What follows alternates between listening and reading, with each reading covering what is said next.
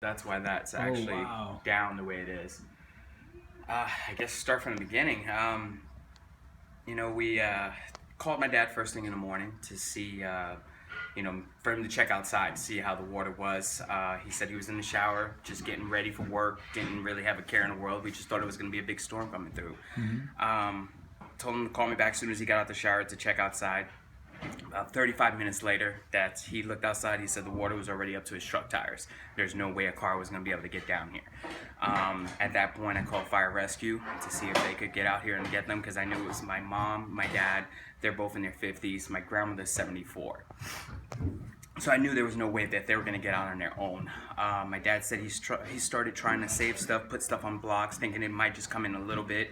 Within an hour, on that back door, it was up to his waist outside. Inside the house, he said it was about halfway up to his shin. So it was seeping in, but it wasn't fully in. At that point, he said forget it. He knew he wasn't going to be able to save nothing. They were trying to figure a way to either get up a ladder or to get up in the attic. And what he actually did was punch holes in the wall to use it as kind of a ladder.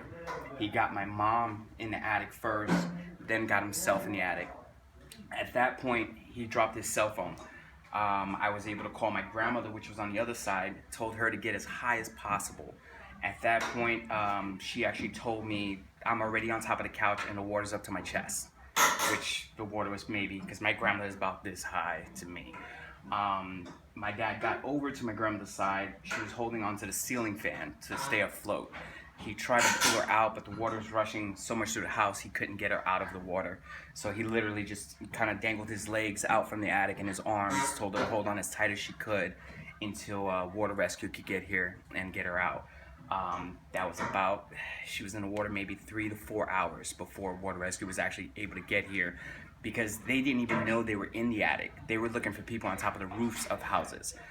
So there was no way to tell if anybody was even here, if anybody was alive here, and they wasn't gonna send, divers and risk, losing resources to help if nobody was here. So at that, towards the end, when the water started receding, my grandmother let go of my dad's leg. That's when my dad actually jumped in the water, grabbed her, lifted her up, and kept her out of the water until the fire rescue got here. And that was 9:30 is when things started. They didn't get out of the water till almost 3 o'clock. And that's when they got him from here to down there through boat. I jumped in the boat, grabbed my grandmother. She was just shivering to the point where she couldn't stop herself. I grabbed her, kept her as warm as I can. They called ambulance in to take her, and we went to the hospital from there. She was in the hospital. I say it was about 5 days she was in the hospital. She had a mild heart attack, hypothermia. Blood pressure was extremely low, so it was a lot of monitoring, trying to get a lot of her muscles were broken down to the point where she couldn't move as much as she used to. So it took a good 5 days where she was comfortable enough and the doctors were comfortable enough to release her. And after that, we, thank God you guys been out here to help us. Austin Disaster Relief, Red Cross, you have gotten us help with place to stay, hotel money, funds, period, just food in our bellies, roof over our head.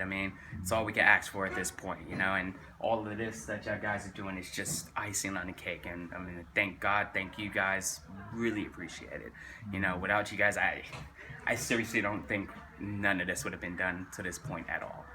We would have been still moldy furniture in the house and whatnot.